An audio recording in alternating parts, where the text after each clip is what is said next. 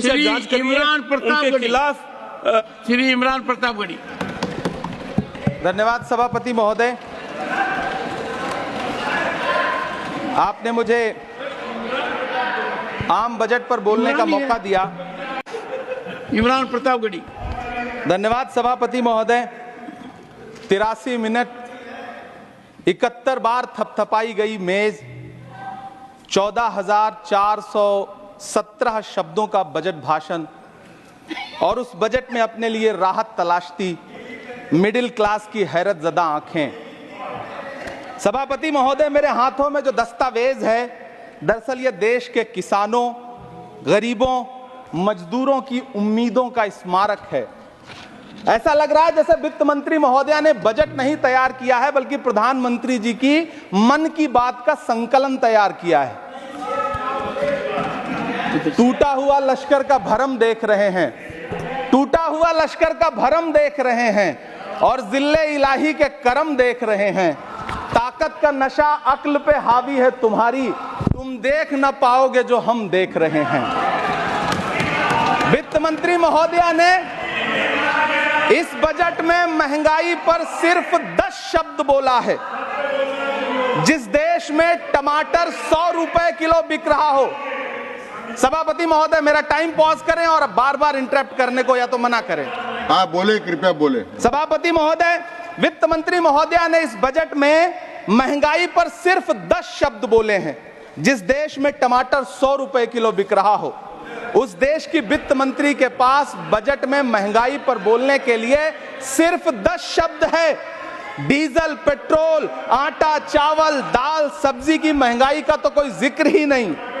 सावन चल रहा है तो प्याज और लहसुन का दाम पूछना तो शायद पाप होगा। मैंने तो यह भी सुना है कि वित्त मंत्री जी जो चीज खुद नहीं खाती हैं उसके दाम से उनका कोई लेना देना नहीं होता। लेकिन इस बार बजट पेश करने के लिए पार्लियामेंट आने से पहले वित्त मंत्री जी ने दही और चीनी खाई थी। अब तो उनसे यह पूछा जा ही सकता है कि उन्हें दही, दूध और चीनी का रेट तो इन दिनों पता ही होगा। क्या उसे सस्ता करवाएंगी या नहीं सस्ता करवाएंगी? अगर पता है तो कृपया सस्ता करवाइए, क्योंकि इसी चीनी ने अमेठी में एक मंत्री महोदया का राजनीतिक कैरियर कड़वा कर दिया। सभापति महोदय, अपने शीश महलों में बैठे हुए सरकार के सांसद और मंत्री कह रहे हैं कि महंगाई कम हो रही है। संसद की कैंटीन से बाहर निकल करके एक चाय का कप खरीदिए, तब समझ में आएगा कि महंगाई कम हो रही है या बढ़ रही है। किसी एक दिन अपनी किसी मजदूर की तरह अपनी दिन भर की दिहाड़ी लेकर के बाजार जाइए और अपने बच्चों के लिए राशन खरीदिए, तब पता चलेगा कि महंगाई कम हो रही है या नहीं हो रही है। यहां बैठ करके बड़ी बड़ी बातें करना आसान है। ये चूनर धानी भूल जाते, ये पुरवा की रवानी भूल जाते, जो आकर 4 दिन गांव में रहते तो सारी लंतरानी भूल जाते।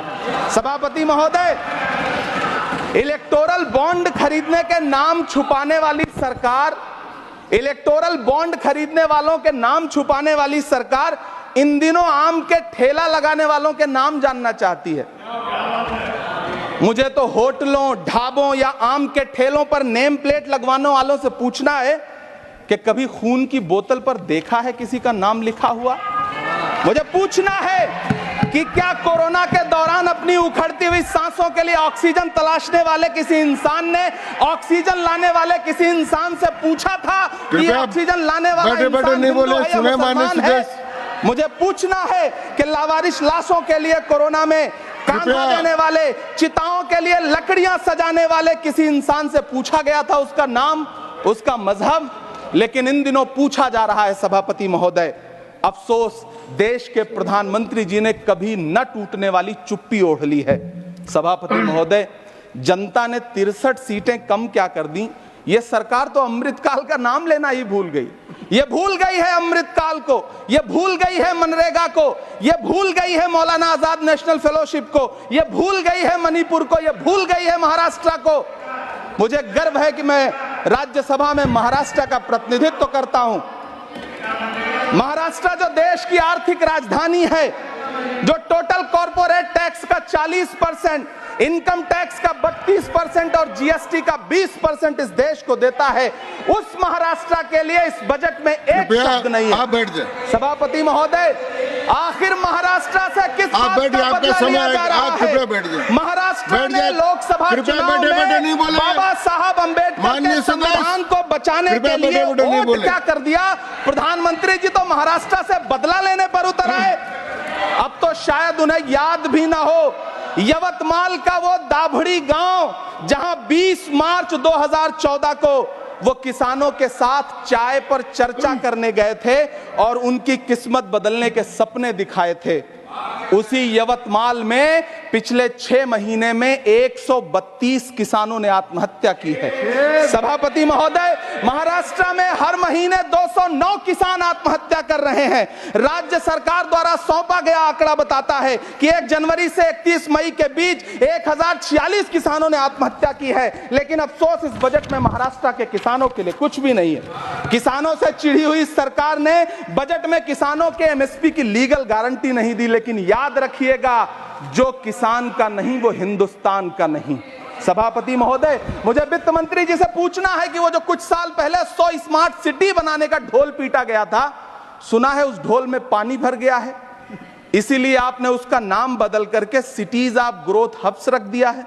अच्छा है, नाम बदलने का खेल खेलते रहिए, आपकी कई सरकारें तो इसी वजह से चल रही हैं। इस सरकार को पढ़े लिखे लोगों से दिक्कत है सभापति महोदय, इसीलिए इस सरकार ने यूजीसी का बजट 66% कम कर दिया है। वाह री सरकार। सभापति महोदय, मैं वित्त मंत्री जी के संज्ञान में लाना चाहता हूं कि किशनगंज में एएमयू सेंटर के पास 224 एकड़ जमीन है। यूपीए सरकार ने सोनिया गांधी जी की अगुवाई में 136 करोड़ रुपए एएमयू किशनगंज सेंटर के लिए सेक्शन किए थे। लेकिन आपकी सरकार ने पिछले 10 साल में उस 136 करोड़ में से सिर्फ 10 करोड़ रुपया रिलीज किया है। 1.5 करोड़ की आबादी वाला सीमांचल बेहतर शिक्षा के लिए उस सेंटर की बाट जोह रहा है। मेरा आपसे सवाल है कि इस सेंटर का बाकी पैसा आप कब रिलीज करेंगे? मुझे उम्मीद है वित्त मंत्री महोदया जवाब जरूर देंगी। सीमांचल उसी बिहार में आता है जिसकी बैसाखी के सहारे आपकी सरकार चल रही है। वहां के लोगों को एम्स की जरूरत है। महानंदा और कोसी से होने वाली बाढ़ की तबाही को रोकने के लिए बांध बनाइए, सीमांचल के साथ सौतेला व्यवहार बंद करिए। इकोनॉमिक कॉरिडोर बनाने से किसी राज्य का विकास नहीं होगा, विकास होगा स्वास्थ्य और शिक्षा के बुनियादी मुद्दों के लिए बजट देने पर। सभापति महोदय, एक तरफ तो इस बजट में पीएम आवास योजना के तहत 3 करोड़ अतिरिक्त मकान देने की घोषणा है और दूसरी तरफ लखनऊ के अकबर नगर में 1280 वो मकान हैं जिन्हें रिवर फ्रंट बनाने के नाम पे बुलडोजर से जमींदोज कर दिया गया। सभापति महोदय, लोग चीखते रहे, बच्चे बिलखते रहे, वसुधैव कुटुंबकम का नारा लगाने वाली सरकार इंसानों के घरौंदे उजाड़ कर जश्न मना रही है। सभापति महोदय, मेरा बहुत भावुकता के साथ देश के प्रधानमंत्री से सवाल है कि इन उजड़ते हुए मकानों और बेघर होते हुए घरों को देख करके आपको नींद कैसे आती है, आप सो कैसे पाते हैं? मेरा सवाल है इस देश के प्रधानमंत्री से, या तो लोगों के घरौंदे उजाड़ना बंद करिए या फिर करोड़ों मकान बनाने की झूठी घोषणाएं करना बंद करिए। यह बजट झूठ का पुलिंदा है।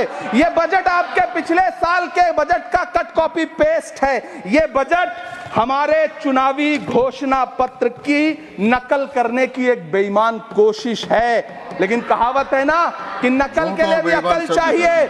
मेरे हाथ में एक तरफ न्याय पत्र है जो हमारा है और दूसरी तरफ अन्याय पत्र है जो आपका है। इस सरकार को आलोचना सुनने की आदत नहीं है सभापति महोदय। जब आप इनसे सवाल पूछिए तो ये शांत रहिए, आप बताइए 70 साल में आपने क्या किया है। मैं तो इस सदन में कहना चाहता हूं सभापति महोदय कि हमसे 70 साल का हिसाब मांगने वालों, जो सरकार अपना चलाया हुआ 2000 का नोट 7 साल नहीं चला सकी, वो हमसे 70 साल का हिसाब मांगती है।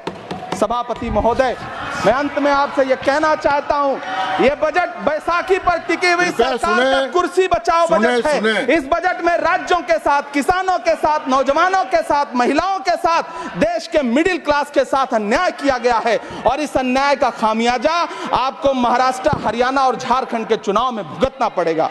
सभापति महोदय, इस सरकार ने नोटबंदी लगाकर देश की आम जनता की पूंजी बैठे बैठे नहीं बोले, टैक्स लगा करके छोटे व्यापारियों के कारोबार छीन लिए, पेपर लीक करवा करके युवाओं की आंखों से नौकरी के सपने छीन लिए, अग्निवीर लाकर देश के जवानों की उम्मीदें छीन ली, बुलडोजर लगाकर लोगों के आशियाने छीन लिए, महंगाई लाकर देश की जनता की थाली से निवाले छीन लिए और नारा लगाया कि हम तो सेवक हैं, 18-18 घंटे काम करते हैं। इन्हीं लोगों के लिए किसी ने शेर कहा है कि जो सच और झूठ में दूरी है वो दूरी समझते हैं, सियासी हाकिमों की हम भी मजबूरी समझते हैं, वो अपना हक समझते हैं निवाला छीन लेने को, डकैती को बहुत से लोग मजदूरी समझते हैं। हमें पता है कि कैसी मजदूरी की जा रही है। सभापति महोदय, मैं यहां खड़ा होकर के अंत में आपसे कहना चाहता हूं कि इस बजट में तमाम राज्यों के साथ अन्याय किया गया है, इस बजट में युवाओं के साथ अन्याय किया गया है, महिलाओं के साथ अन्याय किया गया है और खास तौर से महाराष्ट्र के लिए कुछ नहीं रखा गया है। महाराष्ट्र बाढ़ से जूझ रहा है, पानी बरसने से वहां 1500 से ज्यादा लोग मारे गए हैं। उस शहर को, उस राज्य को 4000 करोड़ के पैकेज की जरूरत है ताकि जो फसलें बर्बाद हुई हैं लोगों को राहत दी जा सकी। लेकिन अफसोस इस बजट में महाराष्ट्र के लिए ऐसा कुछ भी नहीं है। मैं आखिर में यह कहना चाहता हूं कि पिछले 7 दिन से इस बजट का बड़ा ढिंढोरा पीटा जा रहा है, इसे महान बताया जा रहा है, लेकिन कौन महान बता रहा है? सत्ता पक्ष के लोग, उन्हें तो बताना ही है, क्योंकि मैं अवध क्षेत्र से आता हूं, प्रतापगढ़ से, नीरज भाई भी अवध और पूर्वांचल से आते हैं। वहां एक कहावत है कि बिटिया की तारीफ किसने की? बिटिया की महतारी ने, यानी कि बेटी की प्रशंसा किसने की? मां ने। तो इस बजट की तारीफ सत्ता पक्ष करे तो करेगा ही, लेकिन विपक्ष के एक भी सांसद से आप पूछिए कि क्या उसके राज्य को कुछ मिला है, तो वो ये कहेगा कि नहीं, कुछ भी नहीं मिला है। बहुत बहुत धन्यवाद सभापति महोदय, मुझे आम बजट पर अपनी राय रखने के लिए। धन्यवाद।